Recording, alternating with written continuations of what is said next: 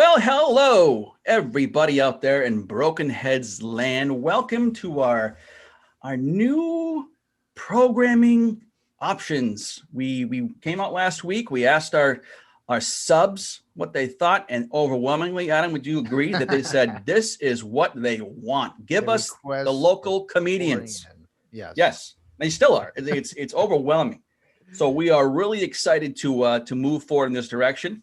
And as we spoke about it, we're going to have some local comedians and even far comedians kind of come on show with us and enjoy a few minutes of time with us and make you laugh at home during these sad, momentous times. I hope so. I hope so for your sake. Well, I hope so for your sake too. So, folks, everybody, we've got Pete Andrews on the line here, local comedian from Marlborough, Massachusetts. Marlborough, is that right? Yep, Marlboro. Like the Why don't, old you cigarette. why don't you get his home address while you're at it? I will. He is at 425 Main Street in Christ. Marlborough, Mass. It's apartment C, number Barely ever locked the 617. door. Come on in.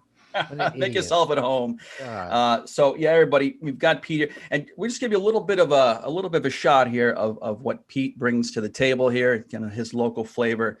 Adam, why don't you go ahead and hit the play button on that? If the bristles on my toothbrush touch the bristles on your toothbrush, does that mean we made out? Now, I don't know the answer, but my mom told me to find a new place to live. So that was some funny shit. Why are you? You really thought it was funny? I didn't even think it was that good. Well, I'm sorry. There you Pete, I go. know So you've been what, doing this a while, Pete? but What you're going to find here is that we've got good cop, bad cop, and I think you know who the bad cop is. So everybody, welcome Pete Andrews. Love that. Was that one of the better introductions you've had? Oh, it was the most heartfelt, that's for sure. God. It's great being here with you guys. Thank Hey you, man, well we Pete. love it. We appreciate it. Yeah, well, just a little backstory. We knew Pete. Well, we know Pete from a few years back where we met him. And when this whole stand-up comedian thing came about, Josh and I were like, "Who the fuck are we gonna get? We don't know anyone." And all of a sudden I was like, "Oh my, wait! I know. We You're like, know whoa, someone. I should have had a V8. I know someone." And we were trying to look you up online, and we were drawing a blank. And I was like, Mothman. We get the Mothman, we'll get the comic. And then boom, it all hit. And then Pete was gracious enough to want to come aboard and shoot the shit with us for a little bit. So Yeah, Pete, anyway, with that being said, that was the better intro. I think I'll edit out whatever you said in the beginning. I'm going to come to your house and I'm going to hurt you tonight. I would love that. I'm sure you would. Come and hurt you. You guys have such wonderful chemistry. It just, It's just frothing Radiate. over. The friendship is just so deep and so Yeah. fun. the love. So Pete, let's go back a little bit if we could. Let's talk about the origins of Little Pete. And I say Little Pete because little did I know that this was a name that was coined a long time ago, before I ever knew you. Right? I figured Yeah. we'll start with Little Pete because your name is also that kid Pete. I'm just trying to see how they all both intertwine. Basically just my childlike wonderment, everything diminutive seems to get tagged on to me. When you're 5'6" and you do sports or hang out with anyone who's over 5'6", they're instantly gonna point directly to that. So it's kind of the starting point on everything. I try to explain Little this to him, Pete, Little that Petey, you and I, young bro. being the smaller folks, that little always comes with us. It's always a name that we're going to carry. And Adam doesn't understand this because Adam to us is a giant. I'm hardly taller than you. I was never called little. If you're Doesn't only matter. 5'6", I don't think little is a proper name for you. Are you sure you're only 5'6"? I mean, last time I measured, I'm 5'7" on my driver's license because who doesn't lie to the government? Yes, you can make up anything you want on the license. I do the same. I'm 6 feet. Yes, but I just recall. What the fuck, Josh? How tall are you? I'm like 5'6". I told you we were right in the same. Right You in the know area. what? We need to meet in person. I thought Pete, you were a little smaller, just a little smaller than Josh. Because I don't. Little Pete, 5'6" is not Little Pete worthy in my mind. I don't know where I got that name.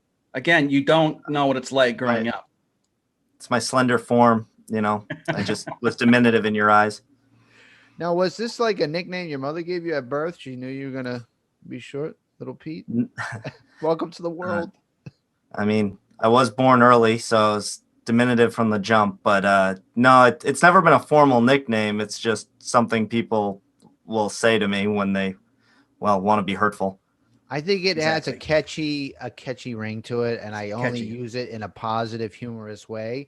Pete, you just hit the nail on the head. When people want to be hurtful, and I've already heard Adam say little, like what, 6 times I already? love that name because it reminds me of Howard Stern, like the Whack Pack. That's all. Because it was Oh, medicated Pete I'm sure on the that's what Whack Pete wants to Pack. be compared with, someone from the Whack Pack. Do you remember? I mean, in Did you college, I ever? was young Dro. Like Young that kid Drew. Pete is kind of my nom de plume in any kind of social media you're trying to find me on, because I that's like how that people name. tend to refer to me. Always that kid, Pete. That kid Pete.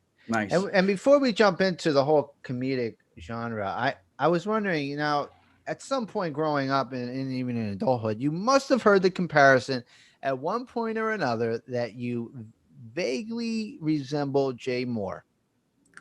It's the nicest thing. That's the nicest thing you've said to me so far. That's for sure. Yes, I figured I hit you with the bad and then get into the good, so you forget all about the I appreciate. negative I'm stuff. feeling warmed and loved. You're not the first person to make that comparison, especially since doing stand up. We've similar styles and delivery, and he's a hero of mine from the Oh my Stern God. days and Opie Anthony. Plus, just like his stand up That's so and his funny. impressions are the best.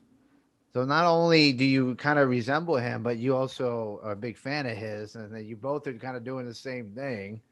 That's kind of cool. I like how it's all like 6 degrees separation. Josh, Something did like I that. All right, let's did I move on. So, define that? I anyways, don't even know what Pete, that means. yeah, okay, we've done that one to death. Tell me, Pete, how long have you been a stand-up comedian? So COVID time aside, it's been about 5 years. 5 years. So a little Yep. bit late in life. It's impressive. Yeah, I didn't start doing it until I was 26 years old. Pretty good. It was something I always wanted to do. Loved stand up growing up. I watched anything I could see from Premium Blend to, Kings of Comedy, and, loved it always, but never thought I could actually get up and do it. And then I started going to the comedy studio in Harvard Square with some friends after college. And it was a great place to go get drunk every week, see great comedy. Liquid And courage. I started getting like annoyed, like, oh, that's not a good bit. The person like stepped on it. And my friends finally got so fed up, they were like, either do it or shut up. Mm. So I signed up for a class at Improv Boston, and I've been plugging away at it ever since. No shit. So you have some Wow. formal training. Yep. Best training, $200 can get you. No kidding. Nice 6 weeks class, but it was taught by a guy named Gary Peterson, who's out in LA now. Probably one of the best comics to come out of Massachusetts in the last decade. And, feel really fortunate that he was slumming it in the class at the time, and I got to, glean some insight from him. That's awesome. I love it because, I like you. And I'm sure back in high school, you were somebody that you always made the people laugh. You had people, gather around you. I'm assuming because most comedians kind of have that. Well, all right, You hold sort- on. you Did give me a he or face here. didn't he? I don't think he did. Did you Well, not? you need to tell us, Pete. Did you have a lot of people around you, or were you not into that like that? Nah, I was more had a tight group of friends kind of thing, but I think if you asked a lot of them, they wouldn't have seen the stand-up coming. Oh, really? So I you was weren't like the always class kind of clown? wanted to be, but Mhm. never had that big personality that, really draws everybody in. I was more the guy who would diffuse like the bully who wanted to shove me in a locker by making everybody laugh at him. So I was more of a defense mechanism. That's where my comedy came from. Well, And- So you like yeah. in the clip you showed and a lot of my stuff, it comes from a very like earnest little Pete kind of way where it's, I'm always punching down, but at myself, not other people. Very, very good. I- So 'cause tell me, you who could- were some of your Yeah, proteges? Who'd you like back in the day? What kind of comedy did you like back then? And do you like now? So I've always been a big fan of kind of the New York tough crowd style, the Bill Burrs, Greg Giraldo, Patrice O'Neill. Boston has a great comedy heritage. There's a lot of amazing guys who come out of here, Joe Rogan, Louis C.K., Doug Stanhope, and they all have this kind of aggressive take on it.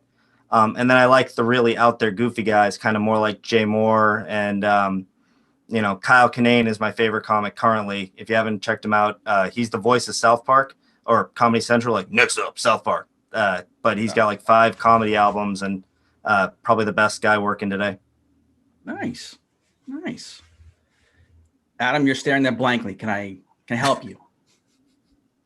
Well, I mean, it's all about spur of the moment, Josh. You ruined my moment before. That's my job. So, you know, well, first, let me give you props, Pete, because, I think Josh was starting to allude before that. I know for me, I had certainly given it the thought. And I even spoke to you about it a while ago. Like, yeah, I should get in. I should just try it, And I think Josh was in the same arena. I, we should do that. If Pete can do it, we can do it. For Christ's sake, Absolutely. look at him. Oh, Little that's Pete nice. got up there, and I give you props for that because you were like, "Fuck it, I'm doing it," and we were just like, "Yeah, it'd be cool," but I don't know. Like we never fucking did it. So I give you props for just We going don't have out the there. scrub. I don't have the is gone. stones.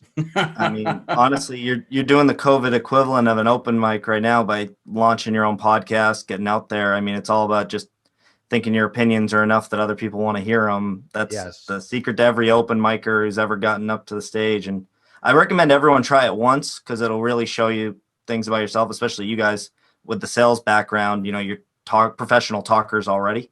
So Yeah, it's yeah. now just getting to Right. talk about the things that interest you more.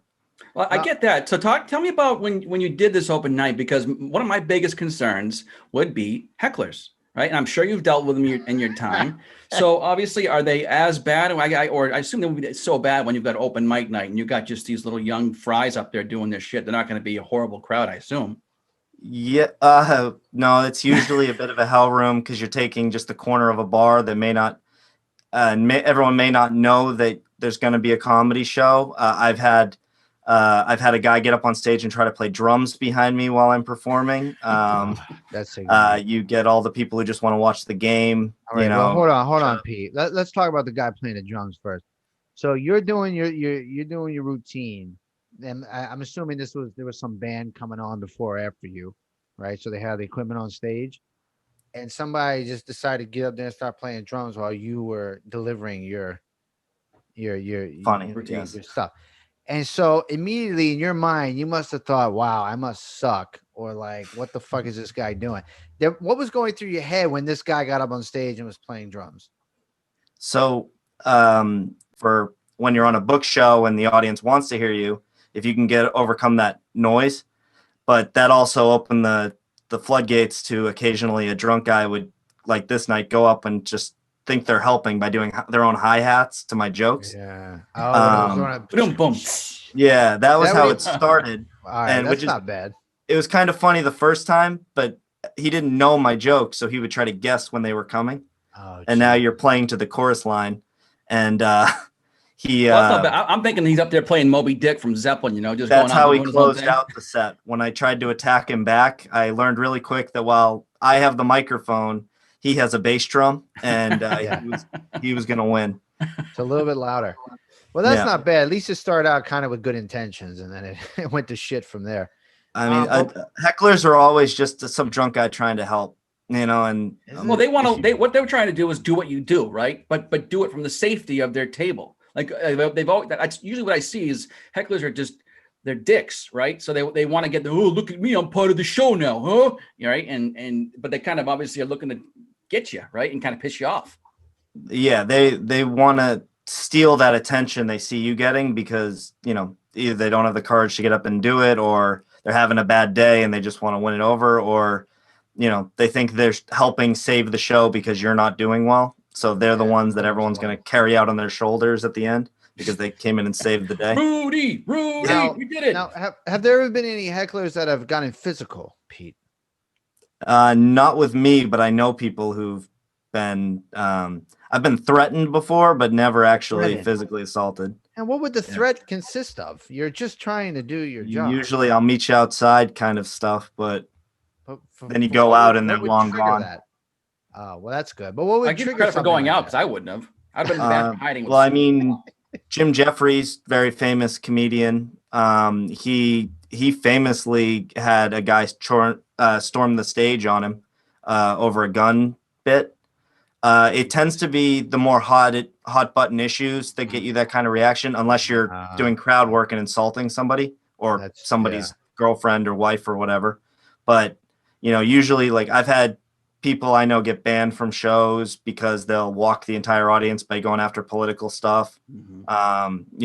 you got to be kind of aware of your surroundings unless you want to do that Bill Hicks thing where you bomb intentionally. Yeah, I was gonna say, well, it's gonna be tough. It's gonna be tough because obviously now the country is so divisive. So you got to be, like you said, you got to be careful what you say, right? Honestly, for me right now, the hardest part is I'm a showrunner as well as a comic. I run a small show up in New Hampshire at a great little Irish pub called Kathleen's Pub. And it's a monthly show. I bring up great acts that tour all around the country, pre-COVID. And it's real fun because I get to kind of put on the show I want to see every month. But we've had comics, because it's so up in Trump country in rural New Hampshire, that'll go up with like liberal Cambridge sensibilities, and they'll just try to convert the audience and get them to see the light of liberalism. You get people really react, and occasionally someone will have a gun. So that gets a little tense, But we did our last show the Saturday after the election, and the owner had to actually ask me to tell the comics not to do any political stuff because they'd had 3 fistfights that week over Trump Biden. So God, remind me never to go to this club. When I make it big, I'll be going somewhere else, Pete. Hey, my stand-up career. More importantly, Pete, how about this? What is you must have over the years, maybe you don't do it anymore, but you must have had a go-to line or bit that you used to use because it would kill, and you would use that, sparingly from time to time. Was there a bit or a line that you would use that you could share with us now, and we could see how maybe it works on us? I think I know what it was. I think wasn't it like, hey, can you respect? Wasn't that what it was? Hey, everybody. Hey, check it out. It's Pete Andrews. There's a few, obviously, depending on what you're working on, there's always something you keep in your back pocket in case you need to make it work. Yes. My go-to one that I used to kind of use all the time was, if the bristles on my toothbrush touch the bristles on your toothbrush, boop, does that mean we made out? I don't know the answer, but my mom said to find a new place to live. If the bristles on my toothbrush touch the bristles on your toothbrush, does that mean we made out? Now, I don't know the answer, but my mom told me to find a new place to live. Yes, in fact, that was the one we watched. We saw it earlier tonight. Yeah. So that was part of why I said it was okay to use it, because it's kind of old material I don't use anymore. But that was a joke that I could transition to any other story I wanted to out of it. It did what it needed. It would level set, and it was a great transition piece, which I think is kind of what you need in those situations. Definitely. Now, more importantly, how did you come up with that idea to be like, oh my God, I can make this funny. Like, I can make this work. Like, what did it just pop in your head one day and you kind of pieced it together? Or was there an incident where you actually did brush your teeth with your mother's toothbrush by accident? It was a roommate used mine situation. Came out of the bathroom brushing their teeth. Oh God. But That's most mine, of pal. That's right. Yeah, most of the way I write is things that pop into my head or I say in conversation, quips that come off the top, and then I start thinking about them and grow them out into longer bits. What would be the follow-up to that?